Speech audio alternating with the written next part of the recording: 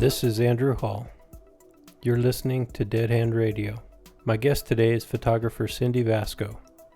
Cindy's photography is focused on abandoned buildings and urban exploration, but she also shoots a lot of nature and wildlife photography. Specifically, her macro photography is fantastic. I first became aware of Cindy's work through Twitter, which she posts on quite often. She is one of a handful of other Urbex photographers, and Cindy has authored 9 books to date. And for that reason, this episode will focus on urban exploration, photography, and to a lesser degree, publishing.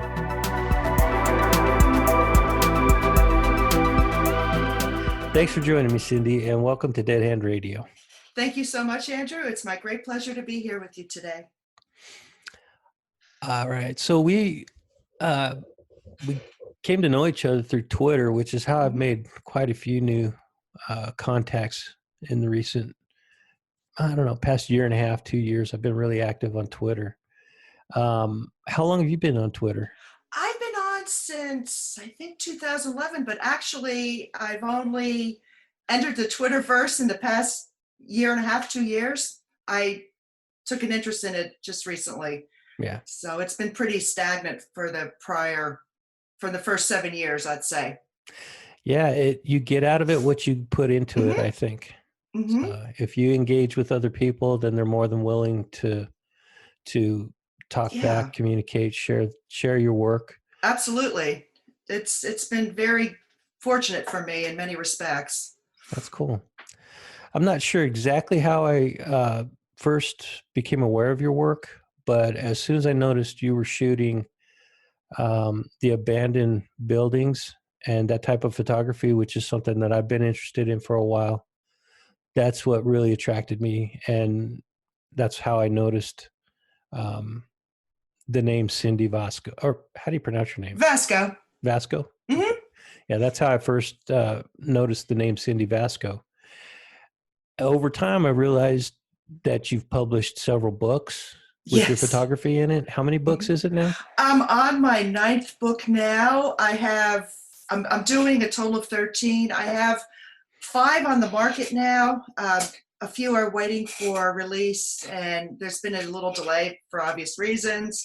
But I just signed a contract about a month ago for 5 additional books. So I'm starting my 9th book, which is going to be Washington, D.C. So I'm excited about writing my hometown. Is that where you're living currently? I live in Northern Virginia, but I'm only 5 or 6 miles from the DC border. So it's just the DC metro area. It's very Washington, D.C. where I live. Cool. And you said it's hometown, so that's where you grew up? No, I grew up in Pennsylvania. I grew up in Allentown, Pennsylvania, an industrial city, and left in my 30s, left DC in my 30s and moved to this area. My husband transferred his business to Washington, and I followed him, and I left a very good job, but I started grad school. That was the condition, moving away from home. Oh, nice. So what was your graduate studies in? My major was political economics, and my secondary field of study was national security policy, and I was on a quantitative analysis track.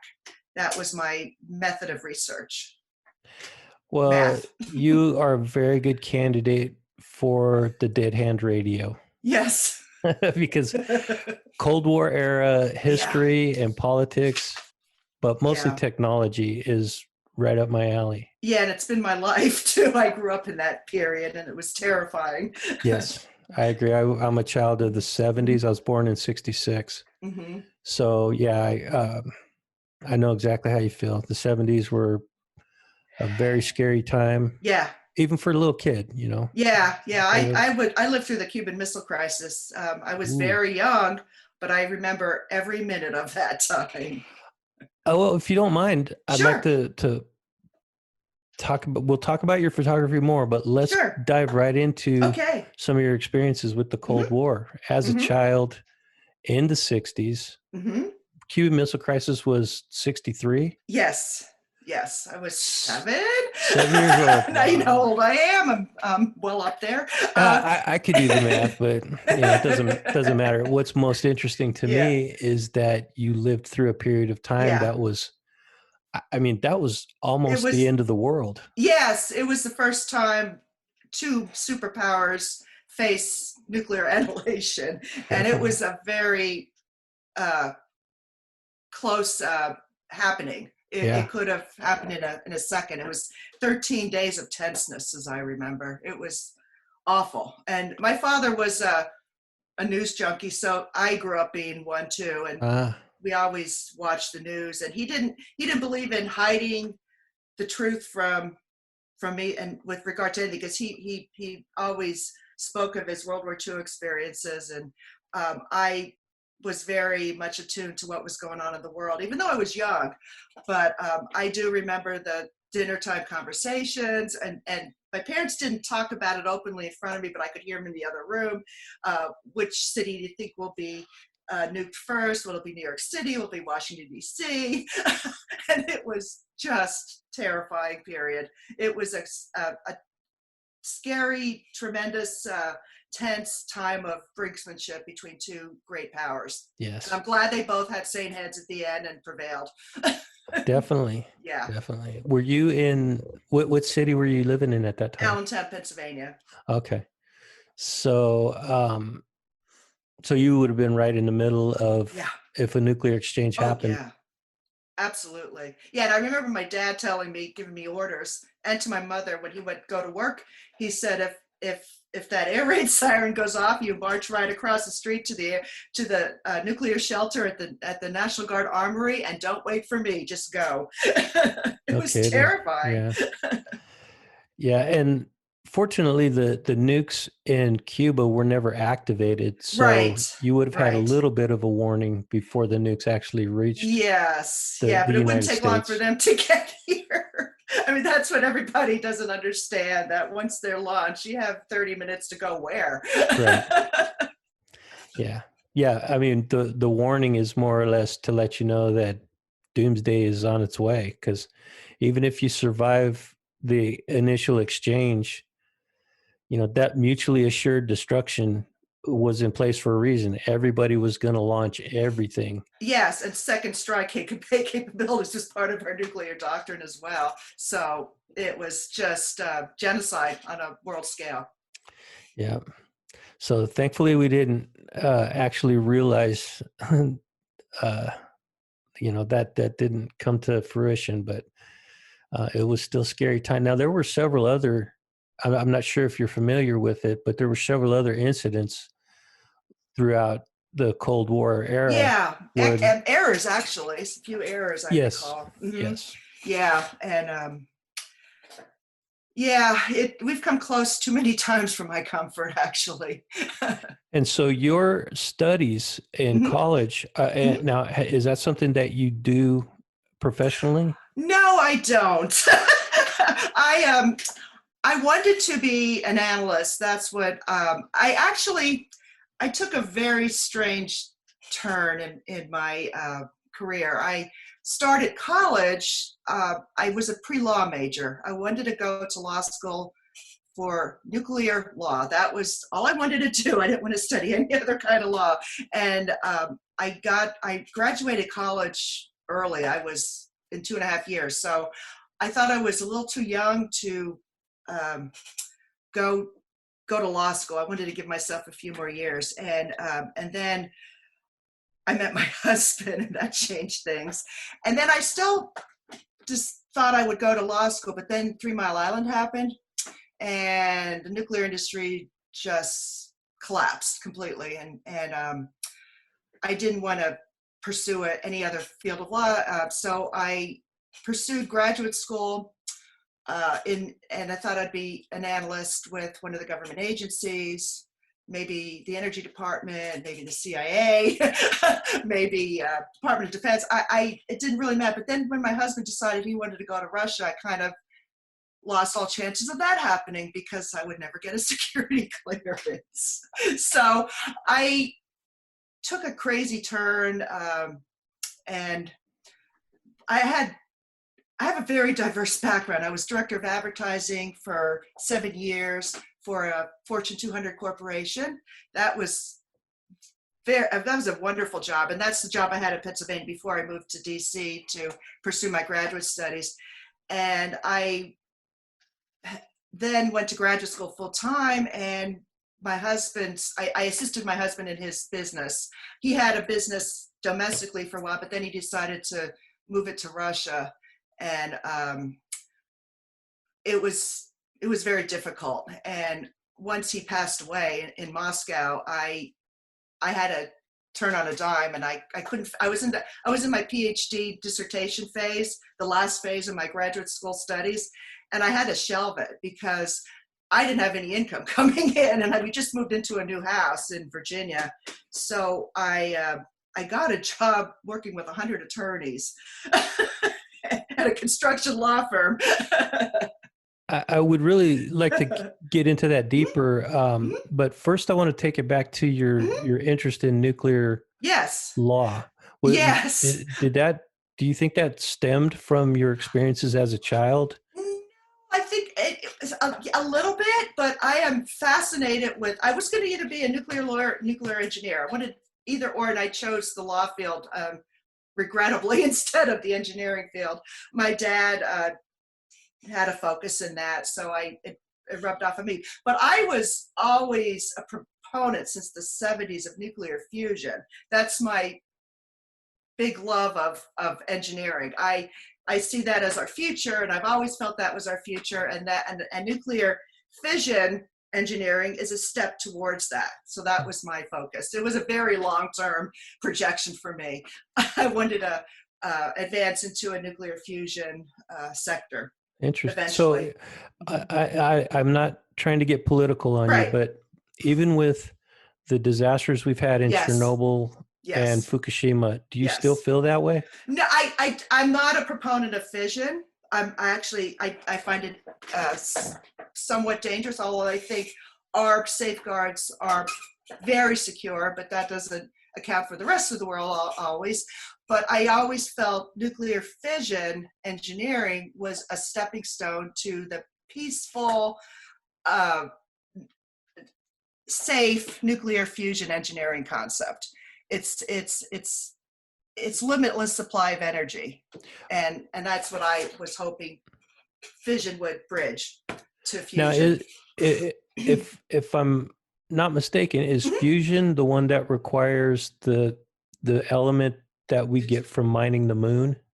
Yes, well, that's another step. I mean, in its optimal state, it's using deuterium, which is 1/16 of seawater, and so that would be the optimal engineering design, where it's just water.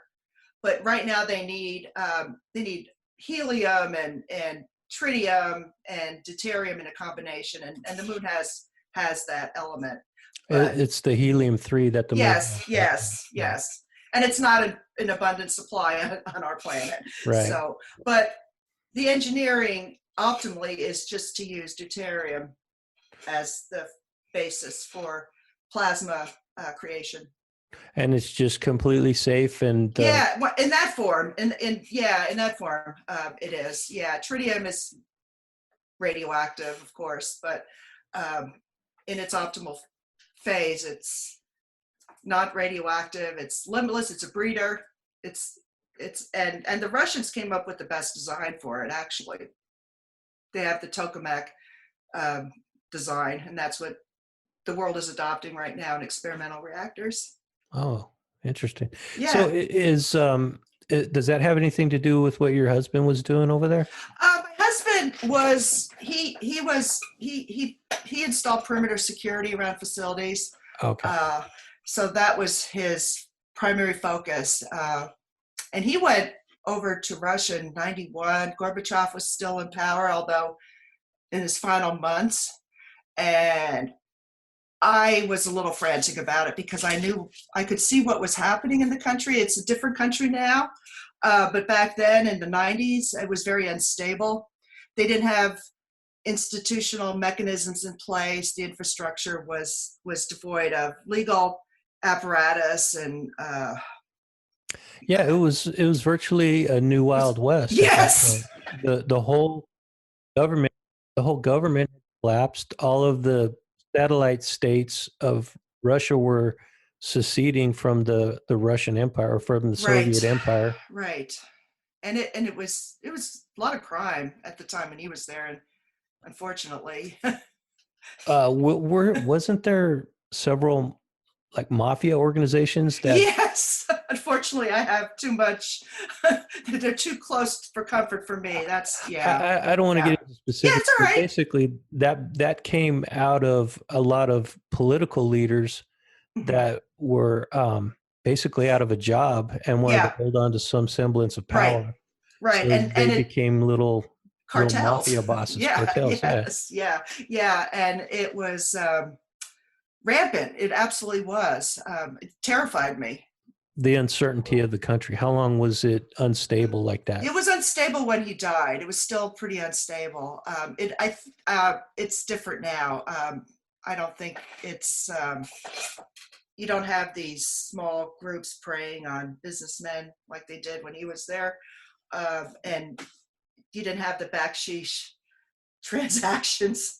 I don't think you do. I don't know because I kind of You, left that you when he pretty hands died. off with it now. Yeah, You it was pretty an much 8 year. stepped I away had an from it. 8 year struggle with that after he died. Hmm. An Hmm. 8 year legal struggle with those people after he passed away. So Yeah. it was quite hellish for me. So I did read the blog post that you Hmm. posted about the incident and some of Hmm. the history leading up to it, Hmm. and you seem to think that his death was not an accident. Oh no, I'll never. No, no, no. I have documentation of his threats, Oh, and even the day he died, somebody from his company called me to tell me that he passed away and said he was under threat 3 weeks before he passed away. So I was always aware of that. I was always terrified because I forced him to tell me about those issues 2 years before he died because his behavior had changed. He wasn't the usual comical self he always was. He was tense. He didn't joke around like he normally did, and mm. I knew something was wrong. And then I just delved into it much deeper after he told me, and it just I was never at ease while he was there, Mhm. especially those last 2 years of So was that it what was the year that he died? June of '97. And so his company, Hmm. and again, no specifics, but his Right. company was a service provider to the nuclear facilities. No, not well.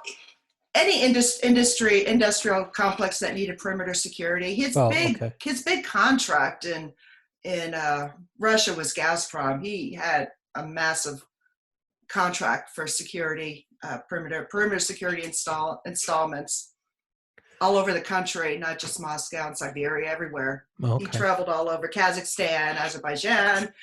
He traveled everywhere, Wow. and other companies as well. And because of the lawlessness, there was Mhm. somehow he got involved with the They mafia. Well, they approached him, Hmm. the payments, protection payments, things like that, and then the last time I saw him, he came home in April '97, and he he told me a few things. He said he tried to assure me that it's different now. Things are safe. He's got protection of the corporate umbrella now, and I didn't believe him. Hmm. And yeah, it was never. I never was convinced that he was safe, and he would.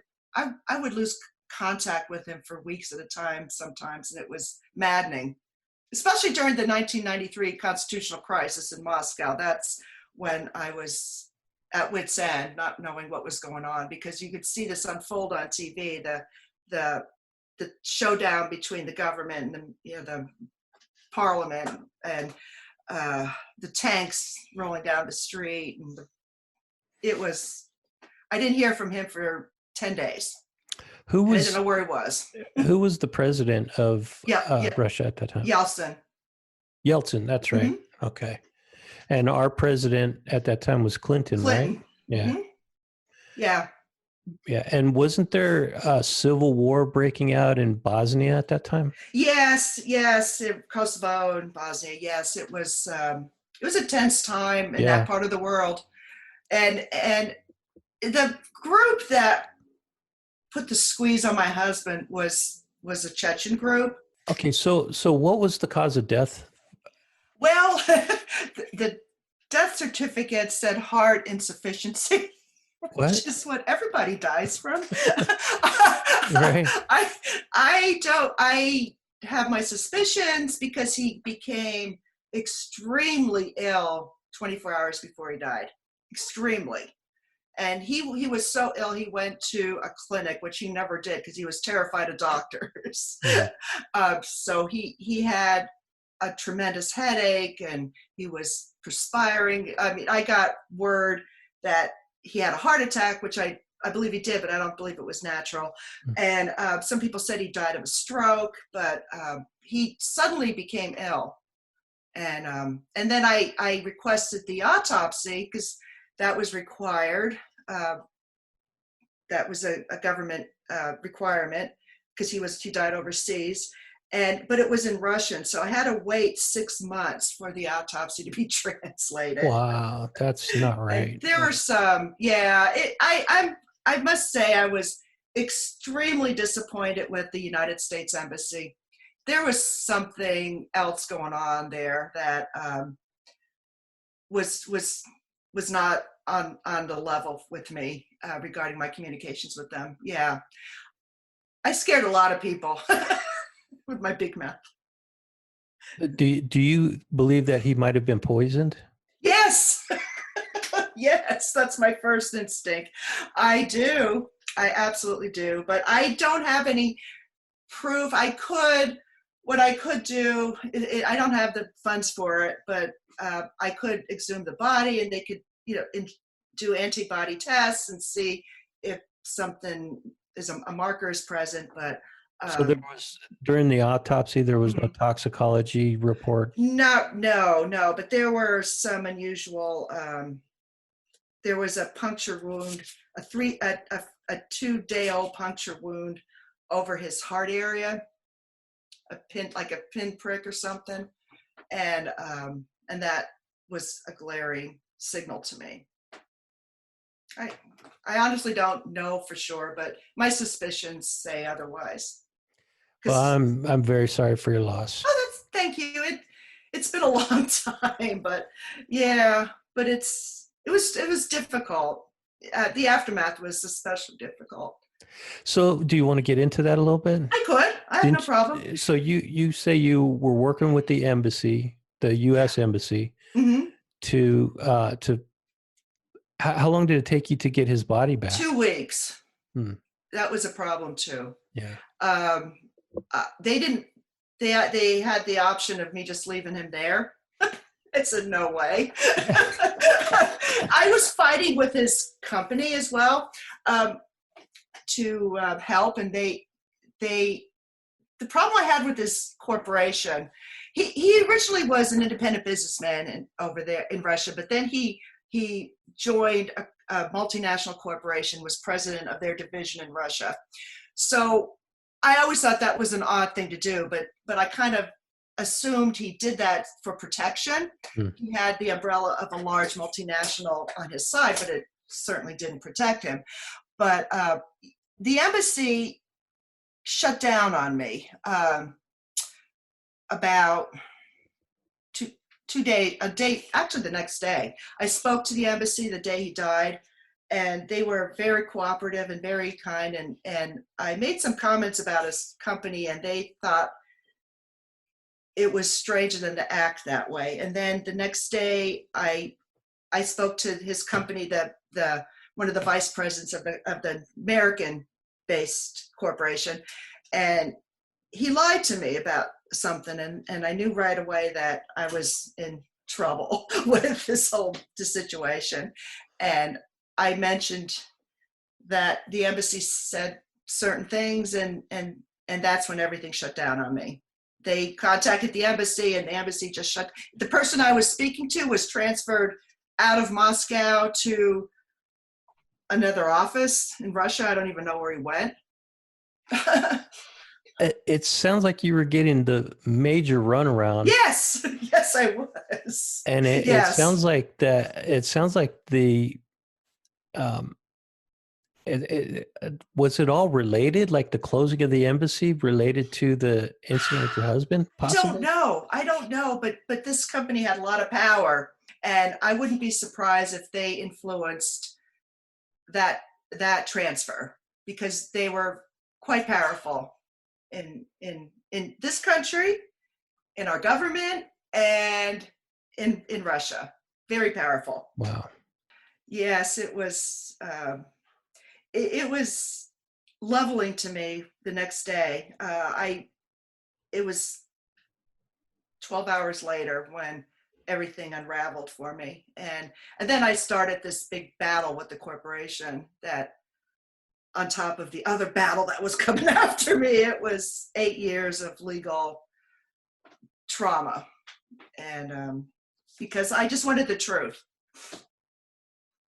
You were probably a little bit more prepared than most people because Yes. of your background, Yes. your education. Yes, and that was what helped me get through that situation, because I worked in I was working in a law firm, and I knew the procedures, and I did find a very good attorney to help me that wasn't afraid, because I can't tell you how many attorneys wouldn't take my situation.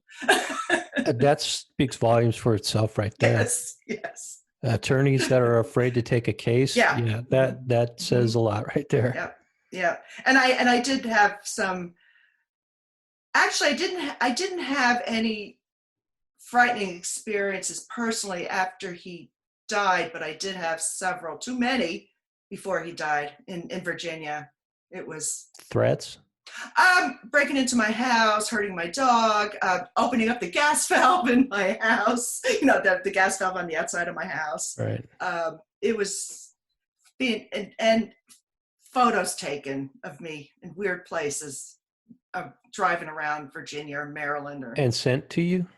They were sent. My husband was involved in a lawsuit before he died, and I inherited it. Unfortunately, they substituted my name for his name, and it was part of the mob. Just to clarify, your husband was being sued by somebody, or he was the suer? No, he was a defendant in the case. Okay, so somebody was suing him. Yeah, and then after his death, they carried the suit over to your name. Yes. Were you part of that company? No, but they found some they were coming after all my assets, is what they were doing. And I just, I had my house, and because everything else was gone, frozen. And so so let me take a step backwards for just a second. It's very confusing. Yeah.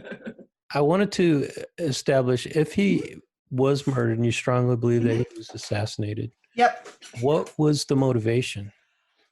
Money, extortion. It was all extortion. He had these huge contracts, brought in lots of money, multi-million-dollar contracts, and they wanted a cut. That's as simple as it can be. And he refused? Kept leading him. Well, I know he said, I know when I saw him in April before he died, when he came home, he said he was done with them. He's not going to cater to them anymore. He's done. And I begged him to go to authorities with this. I said, don't assume they're going to leave you alone because you think you have the protection of a multinational corporation. I said, don't assume that. And he was naive in many respects regarding those kinds of issues.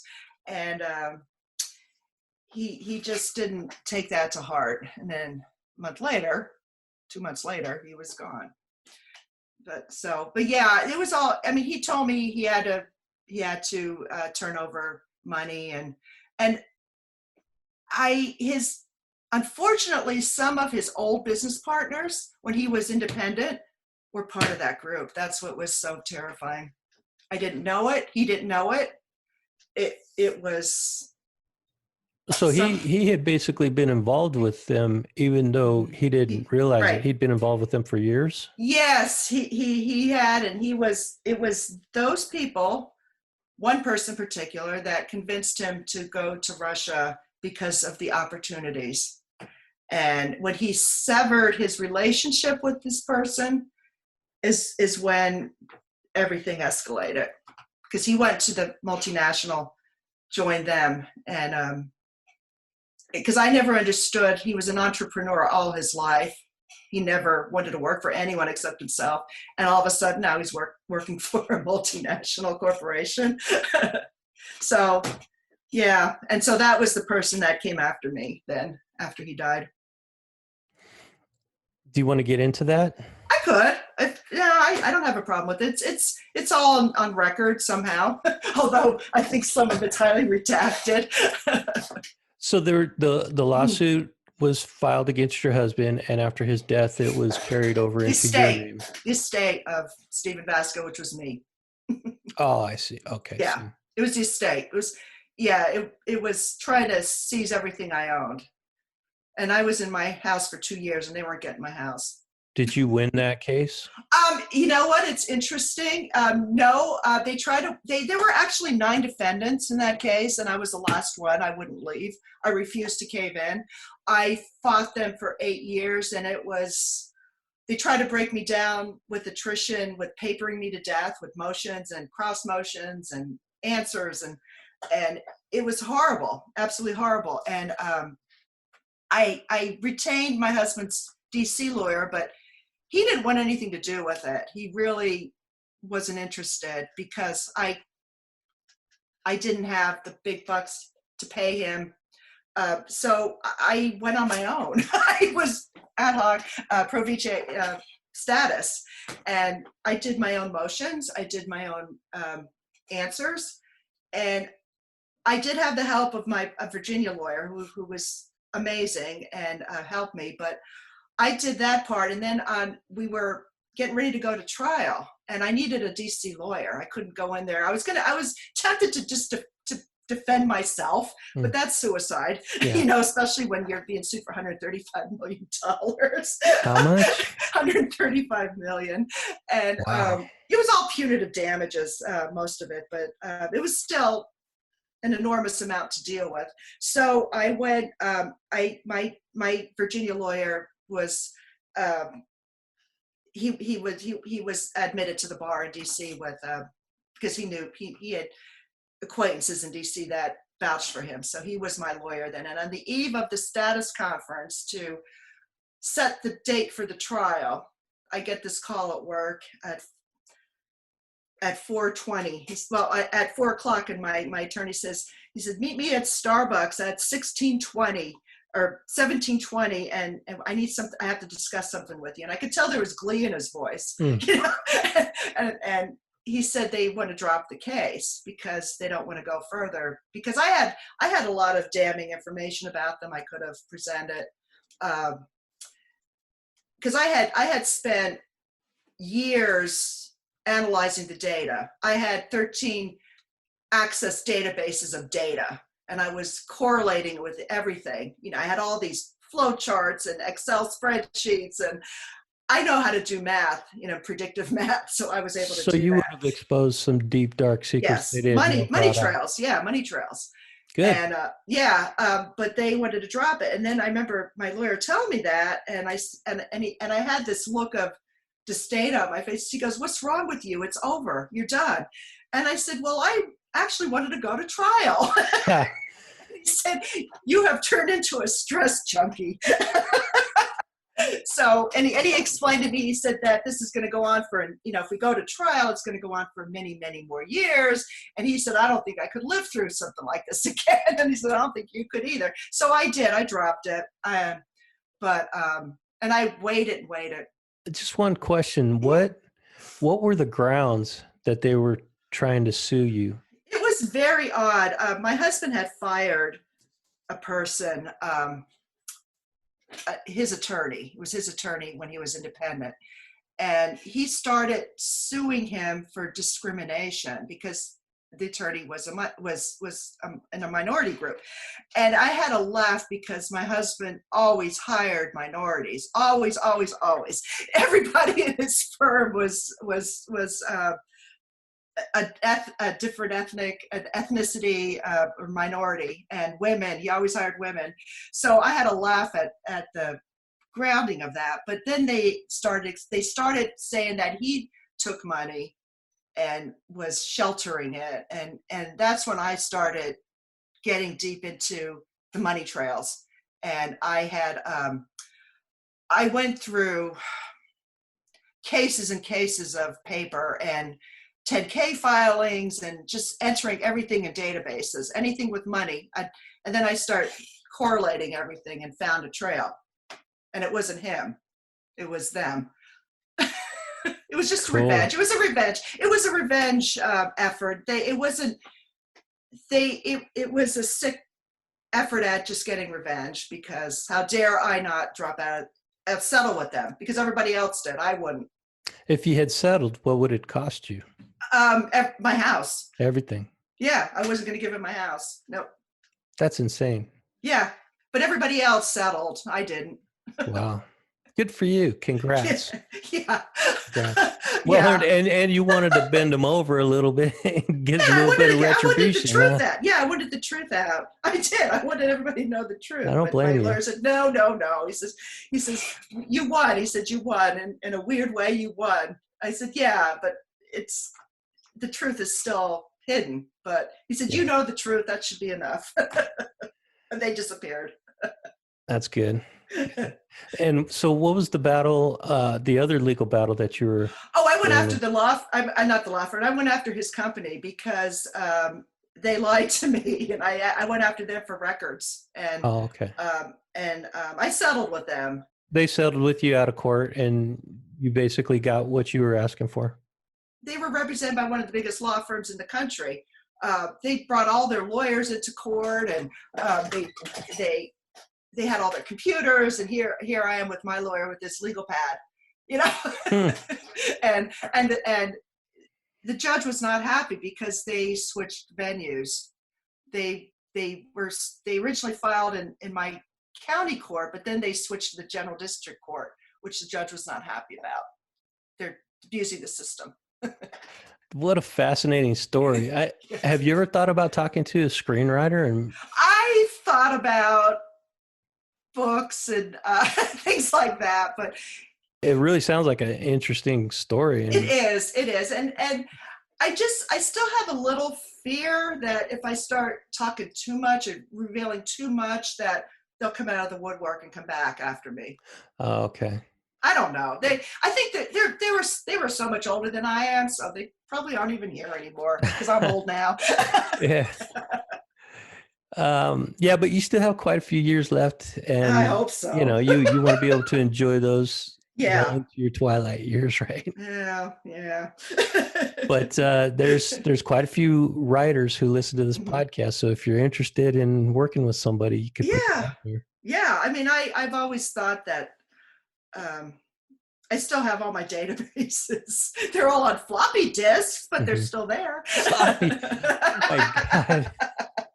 I don't even know if you could find a reader that would work. I actually have a peripheral that will take a floppy disk. Oh, there you go. USB peripheral. Yeah, I made sure before everything went away, I bought one of those just in case I ever have to revisit those databases. That's cool. Floppy disks, man. Yes. A whole box of them because you can't get that much on them. So with that chapter behind you, yes. What did you decide to do professionally? Oh, and I like I said, I worked at a law firm, which is very ironic considering I was sick of lawyers all my life. And then here I am working at a law firm with 100 lawyers. It was a construction law firm, and it was a very good job. I really enjoyed it. But then in 2013, things took an ugly turn. There was a trauma. So I decided to leave and do what I want to do for the rest of my life, which was photography. Unfortunately, a few years ago, I got very, very ill, and all my grand plans had to be shelved. Did you have any prior experience with photography? I was always an amateur photographer all my life. I had a dark room in my house, didn't do anything professionally. And when my husband was in Russia, he took my entire camera suite to Russia for a trade show to photograph his displays. And when he died, I never got my camera suite back. Everything was gone. All my lenses, my camera body, all the filters. So I gave it up. I decided I'm done. It's too painful to think about that part. So I after my father died, I had to move my mother into my house. I shelved all social plans. I felt responsible for her only, and worked and came home and took care of her. And I love music. That's the only thing that made me get through all these traumas was music. It's always been my escape. So I had a friend who contacted me, wanted to go to a concert. And I thought, well, I can probably get away for an evening, stay overnight and go to a concert. So I did. And I became addicted to photography again because I used to shoot concerts. And I thought, I need to get back because I want to shoot the dynamics of on a stage. So I bought a digital camera. I didn't know how to use it. Did you photograph the concert that you went to with your friend? I not the first one, but I went a second time, and I took I bought a digital DSLR, and DSLR rather, and I didn't realize that the rules have changed. You can't take those into a venue. So. Oh, unless you're hired, right? Yes. So I started scoping out concerts that allow that, and I started shooting. And I never, digital photography was foreign to me, actually. It was completely different than what I did in the past with film. Processing, I didn't understand how to do processing. I didn't know what ISO was, it was completely foreign. So I took a lot of courses on digital and became so hooked on it. And learned how to use Lightroom, learned how to use Photoshop. And then I did some shooting for a music magazine, which I loved, I miss, and but they no longer have the magazine. So I do a lot of nature and did concerts, but then I fell into Urbex photography, and that's now my life. Yes, for a while, for 4 years, 6 years, 4 years, and writing for them too. And that's pretty much where you honed your skill, your craft. Yes, that was that taught me how to shoot well in low light settings, and then I really mastered it when I started going into abandonments. I understand that when you got back into photography, you wanted to get back into photography to photograph concerts. Yeah, concert photography did. When you were a amateur photographer, did you ever shoot at concerts? I did, and I'm really upset because when I was in college, I used to see Bruce Springsteen before he was a name, and I used to shoot him, and I had a major flood in my former house, and I lost everything. That's yeah, terrible. so I don't have that, but I did. I shot. Those would have been priceless. Yeah. I know. I know. Wow. Yeah, and I was able to. You were able to shoot using SLRs in concert venues at that time. I didn't realize the rules had changed so much in 10 years. Actually, I hadn't shot for maybe 20 years because when I was in the midst of the lawsuit, I didn't do anything. So it was more like 20 years before I picked up a camera. And now I can't put it down. I've seen some of your concert photography. Do you still do concerts? Yes. It's incredible. All of your photography is just beautiful. Thank you so much. And do you ever get an opportunity now to go do that? Concert photography. There is a venue in my area that you can take any kind of camera you want into it. So I love going there, but it's a small venue. So, I can't get the big names. but it's still dynamic and wonderful, and I don't Do mind. you have any publishers that buy your work? I've sold a few. Mostly it's my Urbex stuff that people buy. Well, let's go right into that then. Okay, do you want to tell your origin story about that? Oh yeah, it happened in an instant. Absolutely. I fell into Urbex photography in a second, and it instantly changed the course of my photographic direction. It was in July of 2012. I was home on a Friday evening, trying to catch up on my massive workload, doing research on my computer in my office, and I was doing research on a legal aspect from Glendale Casino in Arizona. So I took a break, came back, and instead of Googling Glendale Casino, I just Googled Glendale, and a strip of images populated my monitor, and it was images from Glendale Asylum in Maryland. Mm. And I clicked on one of the images, and it took me to an Urbex photographer's website, and I fell down into the rabbit hole till 4 a.m. I was so mesmerized by that subject matter and the moodiness and the dynamic ranges of light that I started researching abandoned opportunities the next day and found the subculture of Urbex. I didn't even know it existed, and requested membership to a group in my area, the DC Urban Explorers, and was accepted and went on my first Urbex Explore in the end of July, and it hasn't changed. It just changed my life. What year was that? 2012. How old were you at that time? Oh, let's see. How old was I? That would have been 8 years 50s. ago. 50s. 50, 55? Old? Oh my God. Yeah, because it's, no, 53, excuse me. Okay. I'm making myself older than that. You are so brave. I'm telling you. But you know what? Okay, go ahead. Not only to enter a subculture Yes. of urbexers, that's kind of a fringe group of people. It is, and it's young. And it's young, but to go out and explore these abandoned buildings, knowing that sometimes there's security. Oh my gosh, yes. But you know what, Andrew? Every Urbex group that explores should take an old person with them, because that is their ticket to get off. If they get caught. Like if you got an older person with you, you're probably not doing any damage to the property. Right.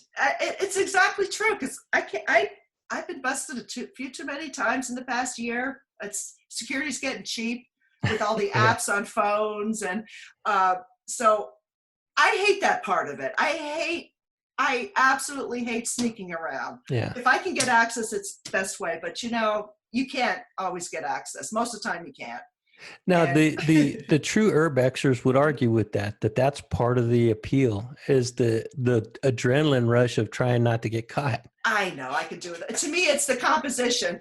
That's one of the reasons why I don't do it. I don't do a lot of urbex because I don't want to get busted. It is, and I'm a big. I'm risk averse. I like to take the long way around to be safe. And whereas some of my friends, they want to go in through the front door. They don't care. Nobody cares. Right. Yeah. So the group that you've been with, is this the same group of people that you've been with since you started? Yeah, I'm very close. I actually live in the house of one of my Urbex friends. Awesome. She's an Urbex. So she's we're middle-aged group, actually. Okay. We have some that are very young, but the group that I pal around with are mostly middle-aged. I'm the oldest, unfortunately, but we do have one, the president or the leader of our DC Urban Explorer group. He's very young, but he's with us quite a bit. And if we ever get, we've been caught a few times. He always gets the most grief because he's the youngest. So I'm looking at your website, cindyvasko.com, and I see some very interesting locations that you visited. Yes. It looks like there is a prison. Yes, I've been in a lot of prisons. There's some of my favorite sites to photograph. Holmesburg Prison is one that I post a lot of, and also Eastern State Penitentiary, which you can visit. That's an arrested decay museum, so to speak. But Holmesburg, I had access to. It's on a side of a active police site. So so you don't go sneaking in there. But I did have access to that site twice, and I'm very grateful because they don't let any more photographers in. So I'm grateful. And I've been to Lorton Prison was amazing too. They're converting that into condos and art communities. And This is one thing that I'm so grateful to Urbex photographers for, is those abandoned, decayed states of those buildings. To me, is just, it's a beautiful state of arrested decay. Yeah, it doesn't decay any further, but they don't bring it back to its original pristine look. As soon as a developer comes along and decides that it's an eyesore and they want to mow it down and put on condos or a shopping mall, it's gone forever. Yeah, the architecture is so beautiful in so many of these places. The architecture is stunning. Exactly. And the only thing we have of those remains is the photography that urbexers have shot. You got it. Exactly. I like to think I'm contributing to history. Are there any, besides your books, are there any publications that your photography is printed yes, National Geographic contacted me a couple of years ago, and they were doing a children's book. Don't read this before bed. And they had a chapter on Island of the Dolls, which is a really creepy place I visited in Mexico. So they used some of my photos in that. And I can't imagine a child reading that book, because that island was creepy. Yeah, those dolls. Yes. And I've heard, I think that place was like featured on an episode of Ghost Hunters. Yes, it was, and it was. I flew to Mexico for that. Oh wow! For the beaches, I went for that, and Cool. it was a challenge to get to. You had to hire a boatman that is on a boat that looks like a sort of like a gondola, and it takes a couple hours to get to that little island down a canal. Mm-hmm. It's a very strange place. But yeah, these dolls are creepy looking. Yes, they almost look possessed. Well, according to Ghost Hunters, some of them are. Yes. Did you have any, have you, in all of your explorations, have you ever had any paranormal or unusual activity? I haven't. I purposely never think about that stuff when I go in. I don't want to be spooked. I get spooked about other things, like finding real people in places like that. Yeah. So I don't, but I have had some images that have some unexplainable phenomena on it, shadows and orbs, and so one particular one, there's absolutely no lighting in this one corridor that wouldn't project a shadow, but there was a shadow, looked like a human crouching in a corner. Is that on your website? No. Oh. It's not that interesting. It's not that interesting of a photo. And I don't even know why I shot it, because it wasn't an interesting composition, but it compelled me to shoot there, and there it was. I mean, if I can make a suggestion, add a category to your website called anomalies. Because the paranormal community is exploding right now. Ghost hunters and mediums very and people popular. like that. It's very popular. So, you could potentially get more traffic to your website. I've been to so many places where ghost hunters have been, so many places. Mm-hmm. And I know people in my Urbex community locally that have had experiences. So, especially in there's one that I shot at several times, the Trans-Allegheny Lunatic Asylum in West Virginia. Mm-hmm. There's apparently a lot of activity in that place, and speaking to the docent of that place, she's had her hair pulled a few too many times. Interesting. Where is the gallery for that asylum? It's I don't have a specific gallery for that, but it's I do have images from that on my website.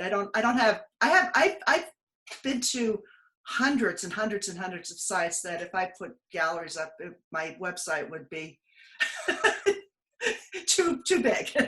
I was just curious because I'm looking at your website while we're talking, and it's prompting me for more questions. Yeah, it is going to be a chapter in my West Virginia book that I submitted to the publisher a couple weeks ago. It's a very fascinating place. I'm going to go on my website now and tell you what block it's on. Those asylums are just such a curious, it's such a curious place to. They're sad, but the architecture of the Kirkbride asylums, Kirkbride style asylums, are just magnificent. They're just marvels. Aside from paranormal, when you go into different locations, do you get odd feelings when you're in those places? I purposely never let my mind wander there. I do, if I hear something, I get really spooked. And it's only because I don't want to run into other people, because we do run into other urbexers, but I don't want to run into people that are in that building. So I purposely do not.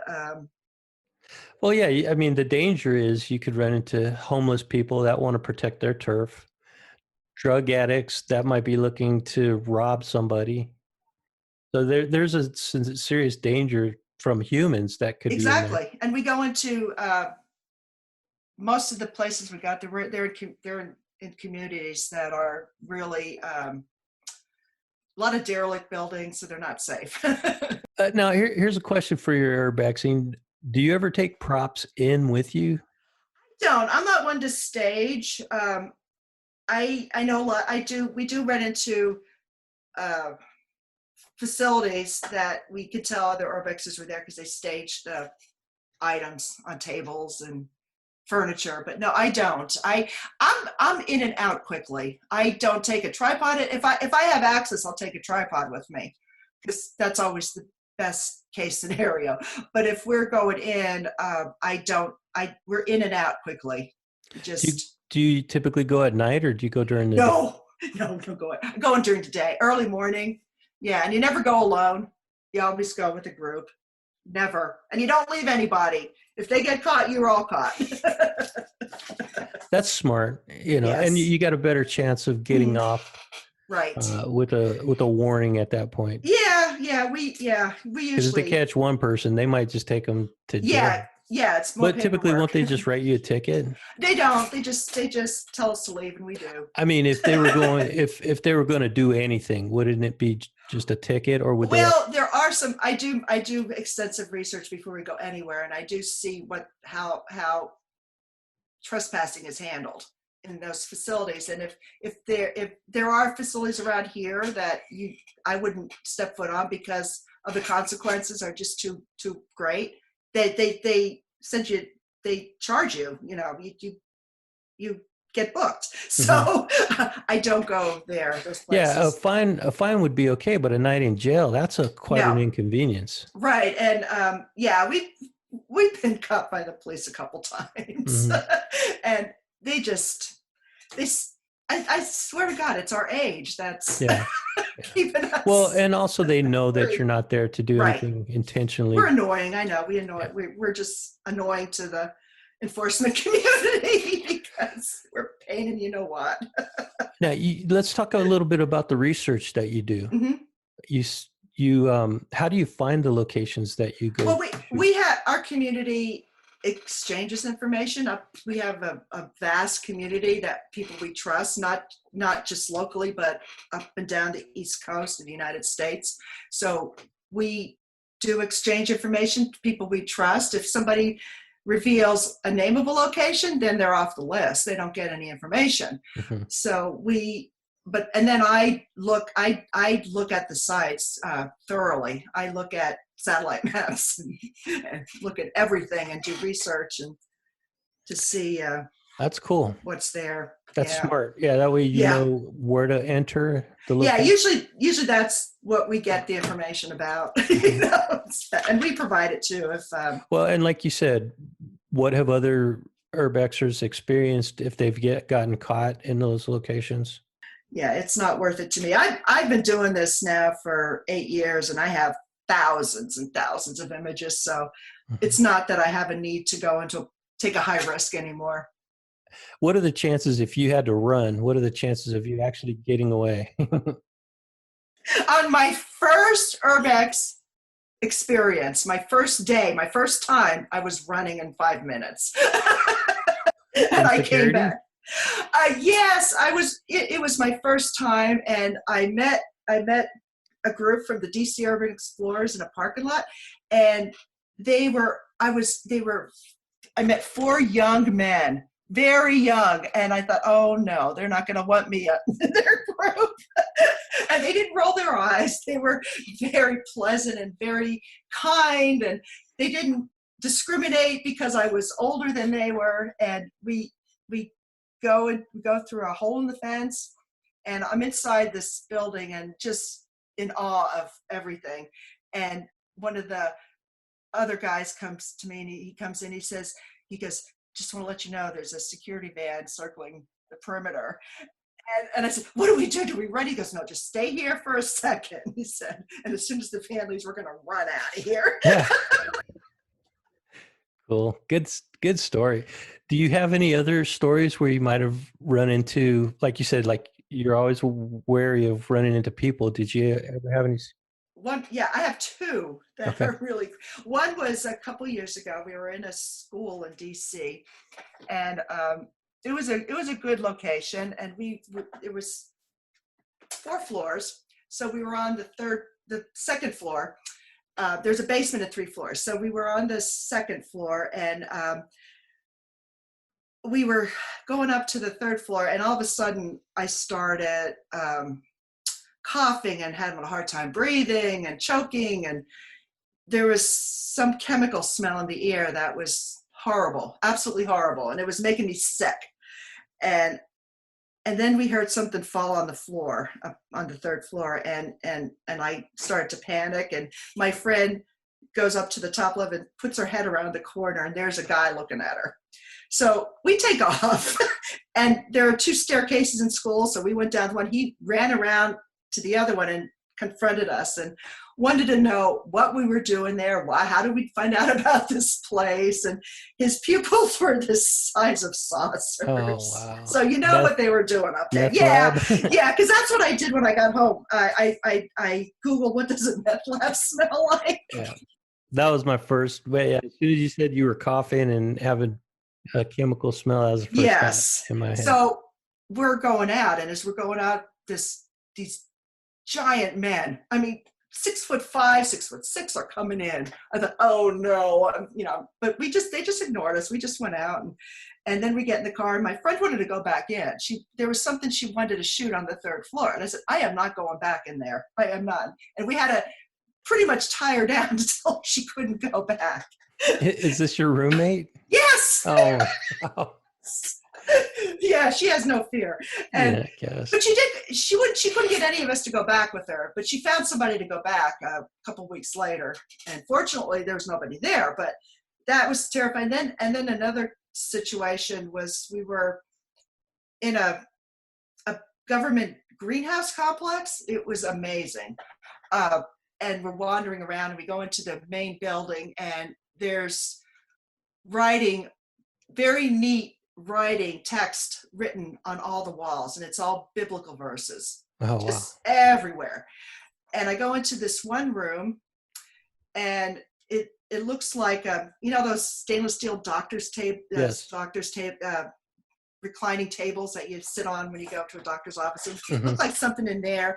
And on that wall, there were all these horrifying expressions, swastikas and messages of hate, and just terrifying. And I remember saying, I said, I don't want to be here when this person returns. Right. And apparently he did, but I didn't run into him, but my friend did. He said he was okay. He was just very aloof. He just came in and walked out. So that, but that kind of stuff scares me a little bit. It's like a horror movie. Have you ever ran into so like lots of graffiti? I'm sure you've seen tons of graffiti. Have you ever seen like any evidence of like satanic worshipers or All the anything like that? time. Yeah. Yes. Yeah. Yes. That's kind of scary stuff too. Yeah, it is. I did. Yeah. There's it's in Maryland. It's in a national park actually, but you really can't get up to it. It's very strange. You have to cross railroad tracks to get to it, and that's not legal. But it's an old church that was left on top of the mountain, and the only thing left is the structure of the altar. And it looked like there's some strange things going on on that altar. It's spectacular, but there was an iron cross hanging from the top of there's like a gazebo over the altar, and a huge, maybe 9 foot tall, wide iron cross that was hanging from it. And I went back a second time and it was gone. I said, who the hell carried that thing down the mountain? It was so, yeah. But yeah, I don't like running into people. I like it to be a solitary thing. I have to assume that you've taken pictures of all of these incidents that we were just discussing. Is that? Yeah, I managed to get photos before. A few times. Sometimes I won't go in a building because I have a bad feeling about it. That's what I meant when I asked if you ever had a weird feeling at yes. I have it just it's usually activity around the building that concerns me. There's just too much activity. It's not isolated. In those situations, it is always good to listen to your gut. Yeah, I agree. We went one time, we've been trying to get into this place in Baltimore for years. My friend and I, we've been trying. Every time we try to get in, it's been barricaded. And we kind of know it's been barricaded by another urban explorer, which really irritates me. but the third time we went down, it was raining, and we went to Baltimore for something else. And I said, let's drive by that place again, see if we're lucky. And the door was wide open. And oh, this is our chance to get in. And we were walking towards it. And all of a sudden, these giant horseflies are buzzing us and wouldn't leave us alone. And as we get closer, we smelled something really putrid. And I said, I am not going in there. Yeah, it's a little alarming to say the least, I would say. You don't you don't ever want to find a dead body. But no, I think it was probably a dog or something. Because I was looking at the papers and I didn't see anything. But yeah, I don't ever want to find something like that. I don't blame you. So there's a couple of things that as an urban explorer you have to do, just common sense. Yes. Protect yourself, keep yourself safe. Some rules. Mm-hmm. What are those rules that you abide? Well, the biggest rule is you don't go alone. You go with a group. 2 at a minimum, but I usually go with groups of 4 or 5. Not too big because then you'll attract too much attention. And I'll never break in. I will never. That's one thing I will not do. I'll crawl under a fence. I'll crawl through a window. I'll go through an open door, but I will never break into anything. And that's not wise to do. I don't care how awesome the place is. You don't want to do that. And just stay with your group. That's a couple times I've separated and it just freaks me out because I can't find them. You really need to I'd be more careful about wandering away, especially in a big industrial complex. Right. Do you guys use walkies? Walkies? What are walkies? Walkie-talkies, radios? Oh, no, we don't. No, but yeah, we have our phones, but you usually don't have a cell signal where we go. But and always look at your ground, look at the floor. And I'm very cautious about taking steps. I did have a big scare last year when I went to a glass factory in New Jersey, and it was fabulous. And there was this big catwalk in the complex, in the building, where all the industrial equipment was, and it was a wire mesh floor. So I'm walking around and walking everywhere, and then my friend says, "Be careful over there. There's a big hole in the floor." And there was this giant hole.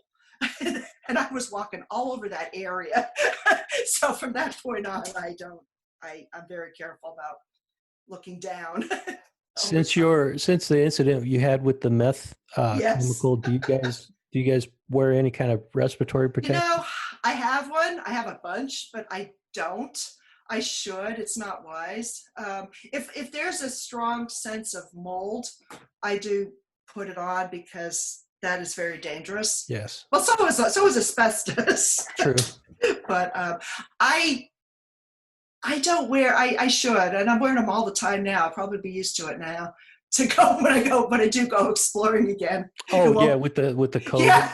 Requirements. Yeah, it won't be foreign to me anymore. So I probably will now. But I do have serious respirators, but I'm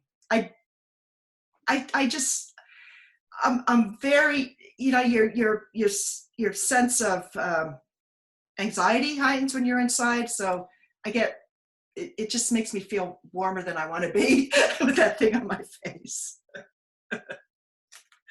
I honestly don't understand sometimes why I do this, because it's always a heightened level of anxiety when I go.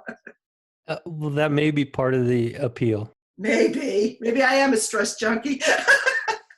But not only that, though, you're experiencing something that few people only get to experience. Yes, it's been the best time of my life, actually, to do this. I just enjoy it. I actually enjoy processing more than anything. That's what I love to do with photography, bringing my stuff home and then loading it and then working on them. That's my favorite part. Well, your photos do not look heavily edited. Oh, thank you. Yeah. I mean, some of it I can tell it's been edited. It doesn't look over edited though. So you have a nice balance of that. It's taken years. Now, this is what you do for a career for? I also shoot events, but there aren't any events happening right now. Yeah. So do your book sales actually make enough income for you? No. Where are your books available? They're on Amazon's the easiest place to find them. Amazon, and then the publisher sites, Fonthill and Arcadia. Is there any advantage to people buying the books directly from your site, or are they not available on your site? I don't have a shopping cart set up on my site yet. I said I have to working on my website and revise it, but Amazon provides discounts, which is probably the best place to buy them. Are they print? They're print. They're print. And do you have an opportunity to sign them before they get shipped out? They ship them. They're shipped from England, so no.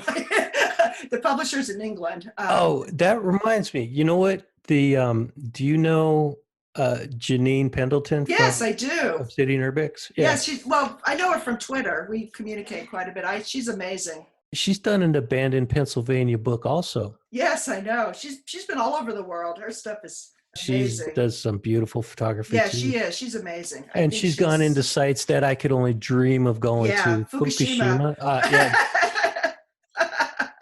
I know. I'm so jealous. Yeah, I am too, man. Yeah, and the amusement park in Tokyo, and oh man, yeah, I'd love that. I'm afraid if I'd go there, there wouldn't be anything that would surpass that awe. It would be the end. That would be like the Urbexer's dream. I have a good friend that has trips there, and I would love to go on one of his trips, but unfortunately he had to cancel everything this year as well. Everything's canceled. Yes, I know. I know, it's just so strange. I mean, that's why I'm posting nature photos every day too, because I think reality's stranger than my images now. I've seen some of your abandoned DC photos. Yeah, I don't go out, but I shot those from the car. I was able to pull it into the intersection and shoot from the window. I mean, you never could do that in DC.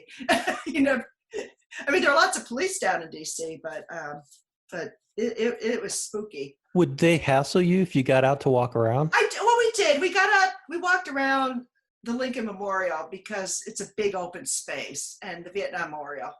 The National Mall is huge, so we got out and we didn't come in contact with anyone. Now, I was concerned they would hassle us, but they didn't. And there were so few people. I only saw a few people down there, which made for great photos. It's everybody's supposed to a mandatory stay-at-home order, but there's no teeth in any of the orders.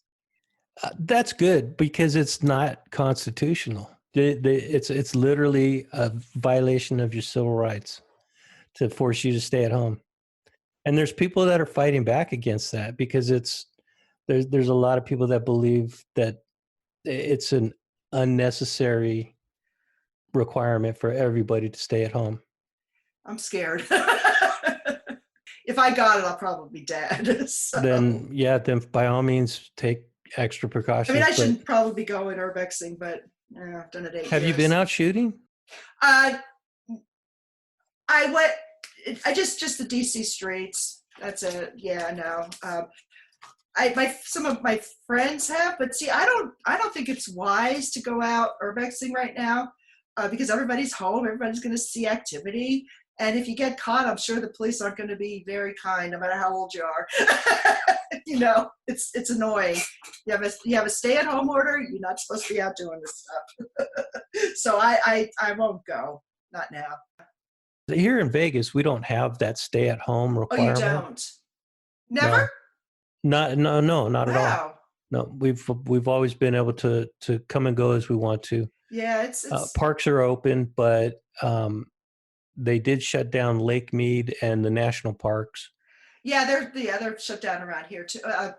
Northern Virginia we got an extended order till May 28th, and DC is till mid-June now. June 8th, I think. Your next publication comes out when? My Northern New Jersey is coming out in, it was supposed to come out in June. It's not coming out till August now. And I have 2 more. I have Eastern Pennsylvania and West Virginia in the loop. So they should be coming out probably October. And those will be available on Amazon? Yes. Yeah, Amazon is, I think, the best way. It's discounted and fast. I don't know. I wouldn't wait for them to come from England, I'll tell you. Right. Do you have any distribution in bookstores? I do in the regions where yes. Cool. Yeah. So, like small bookstores or with the independent bookstores and the chains, Barnes and Noble, but they're in the region. So Catskills would not be in this bookstores here. It would be in the ones in New York or Western Pennsylvania or in Pittsburgh and that area, not in the eastern part of Pennsylvania. Now, what do you do to extend your reach and build your audience? I found that when I used hashtags, when I would post photos, I got noticed by a lot of publishers. That's how the publisher found me. Flickr is also was a very good source. A lot of them look at Flickr, and you have to have good meta tags, and they'll do a search on that. Flickr was very good to me, and SmunkMug too, I think. But how you meta tag your photos on your website, and the hidden codes, that helps a lot. Okay. That has a bigger reach. I'm on Instagram too. I have a hard time with Instagram. It drives me crazy, but I need to give it more serious attention. Do you know one of the the post-apocalyptic community that I'm involved in on Twitter. There's a lot of writers and people like that that also follow Urbex. Do you correspond with any of those people? We follow each other. I don't know. Can't say I know any personally. It just started actually. Maybe because I started following you. It's fun. I didn't know there was a PA community, just like I didn't know there was an Urbex community subculture. But I do find I've always been fascinated by that subject. With growing up, movies and things. If you've listened to any of my other episodes of my podcast, I've been like a post-apocalyptic junkie since I was a little kid. Yeah, especially movies, man. Yeah, movies, books, games. Yep. You name it. Yeah. Yep. But those people are really, I don't know if it's a tight-knit community, but everybody's trying to help each other out. That's very refreshing. Well, let's wrap this up. I'm just gonna say a quick goodbye. Thank you for joining me on Dead Hand Radio, Cindy. Is there any other place besides the website that people could find your work? Just Twitter, and I'm on Flickr, and I'm on SmugMug, but Flickr is broader and I'm on Instagram. Instagram. So Instagram, Twitter, Flickr are the three main. Yes. Okay, social medias, and my website, which I'm going to be updating. Good. I look forward to seeing some new photos. Well, yes, not new for you, but they're new for the public. Right. Yes. And then, well, I hope to have you on again sometime. Oh, it's been a pleasure talking to you. I really enjoyed this. I appreciate you coming on, and look forward to talking to you again. And I'll see you around the Twitter. Absolutely. All right, Cindy, take care. Thank you so much. All right, bye-bye. Bye-bye. Dead Hand Radio is a podcast about the Cold War and its effects on our culture, technology, and the future.